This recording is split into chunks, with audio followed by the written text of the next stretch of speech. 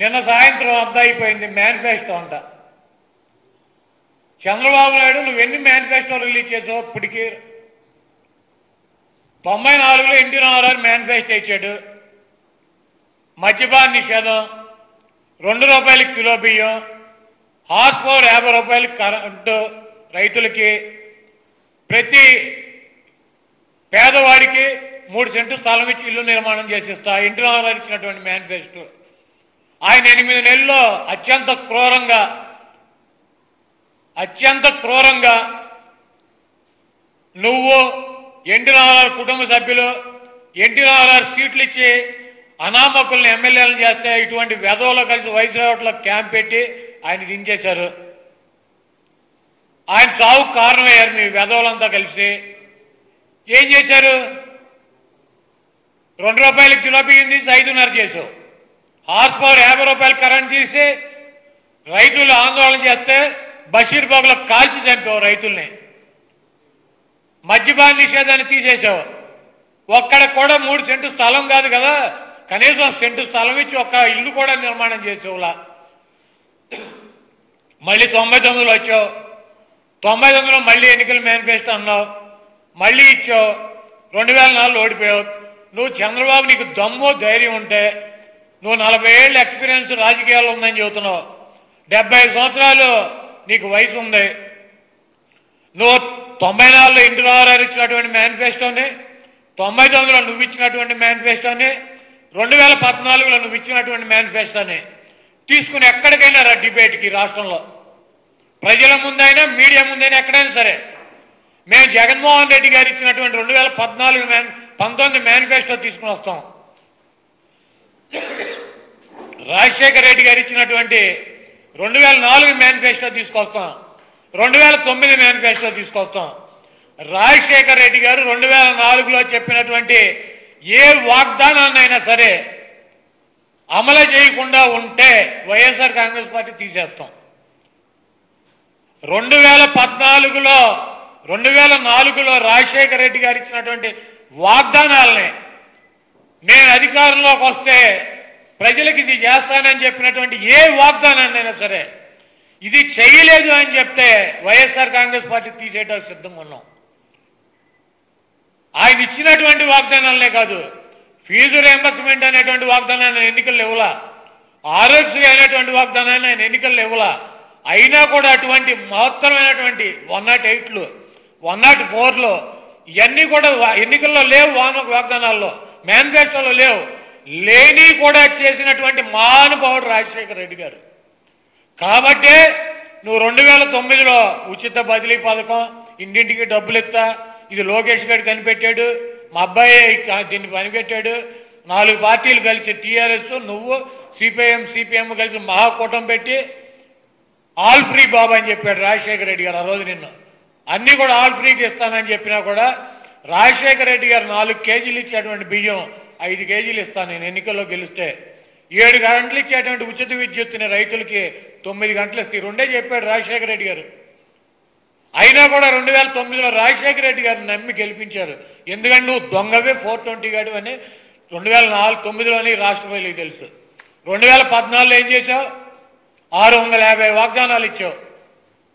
650 వాగ్దానాలు ఇచ్చింది సరిపోక పవన్ కళ్యాణ్ని తెచ్చుకున్నావు, మోడీ గారిని తెచ్చుకున్నావు, బీజేపీ అలయన్స్ పెట్టుకున్నావు. వాళ్ళిద్దరితో కూడా చెప్పించావు. నరేంద్ర మోడీ గారు వచ్చి డయాసిల్ మీద చెప్పాడు, చంద్రబాబును గెలిపించండి, నేను ప్రధానమంత్రిగా ఈయన ముఖ్యమంత్రిగా మీకు ఇచ్చినటువంటి ప్రతి వాగ్దానాన్ని నెరవేర్చే బాధ్యత మాది అని మోడీ గారు చెప్పాడు. పవన్ కళ్యాణ్ ఏం చెప్పాడు? నేను ప్రశ్నిస్తా, చంద్రబాబుకు ఓటేయండి, చంద్రబాబు గతంలో తప్పులు చేస్తే చేసుంటాడు, నేనుంటాను, నేను ప్రశ్నిస్తాను, మీ తరపున నేను ఉంటానని చెప్పి దొంగ మాటలు చెప్పి చంద్రబాబు నాయుడు ఓటేయించాడు. ఈయన ప్రశ్నించాలా, ఆయన పట్టించుకోవాలా. ఈయన 650 వాగ్దానాలు గాలికి వదిలేశాడు. గాలి నాయుడు చంద్రబాబు నాయుడు 5 సంతకాలు పెడతా ఉన్నాడు ఎన్నికలు అవగానే. ఏంటి 5 సంతకాలు? రైతులకి 87,000 కోట్ల రూపాయల అప్పు రద్దు చేస్తా ఫస్ట్ సంతకం అన్నాడు. ఎంత రద్దు చేశాడండి? 8,000 కోట్లు చేశాడా? 87,000 కోట్లలో 8,700 కోట్లు 10% చేశాడా? కనీసం 10% కూడా చేయలే. అది అయిపోయింది. డ్వాక్రా మహిళలకు రుణాలు రద్దు అన్నాడు. డ్వాక్రా మహిళలకు రుణాలు రద్దు చేశాడు. ఈ రాష్ట్రంలో ఉన్నటువంటి బెల్ట్ షాపులన్నీ రద్దు అని చెప్పాడు, రద్దు చేశాడు.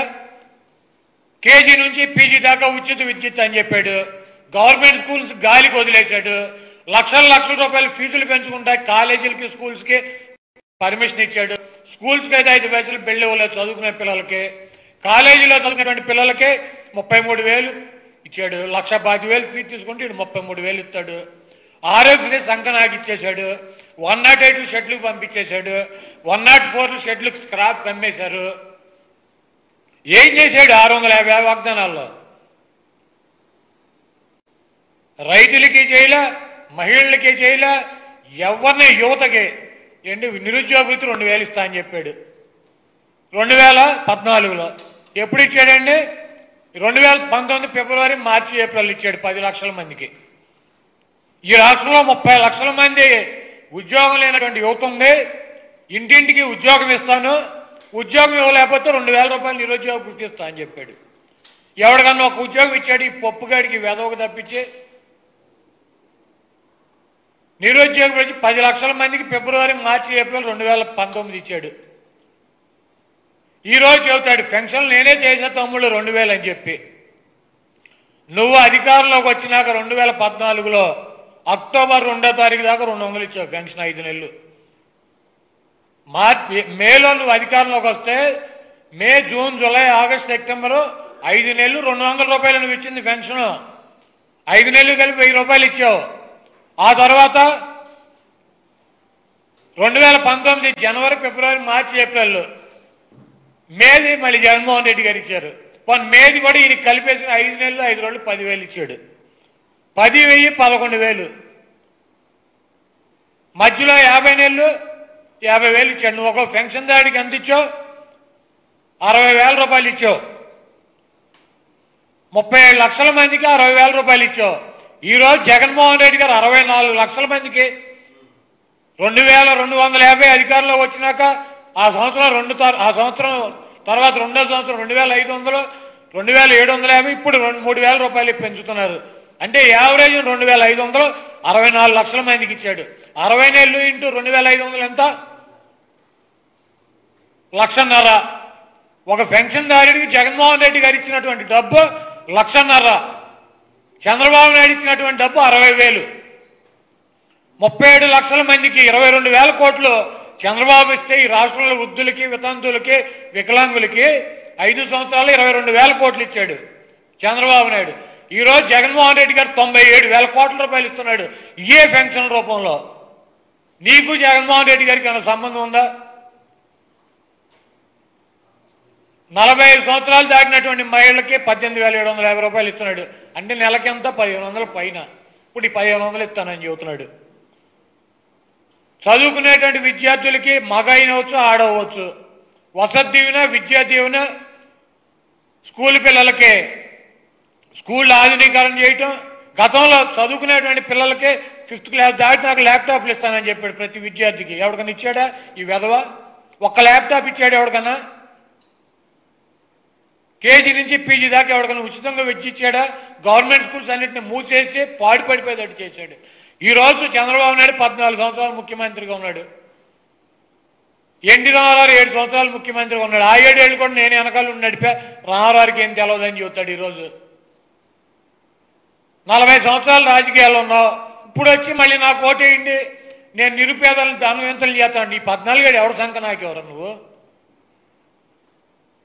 ఈ 14 సంవత్సరాలు ఎవరి సంఖ్య నాకేవు? సెంటు స్థలం ఇస్తే సమాధి కట్టుకోవాలి, లేకపోతే శ్మశానం అని చెబుతున్నావు. నువ్వు 14 సంవత్సరాలు ముఖ్యమంత్రిగా ఉంటే ఈ రాష్ట్రంలో 30 లక్షల మంది పేద ప్రజలు ఇల్లు లేకుండా ఎందుకున్నారు? నువ్వు ఎందుకు ఇవ్వలా? ఇప్పుడు కొత్తగా వచ్చి ఇస్తానని చెబుతావు. బుద్ధి లేదు. అన్ని గాలి మాటలు.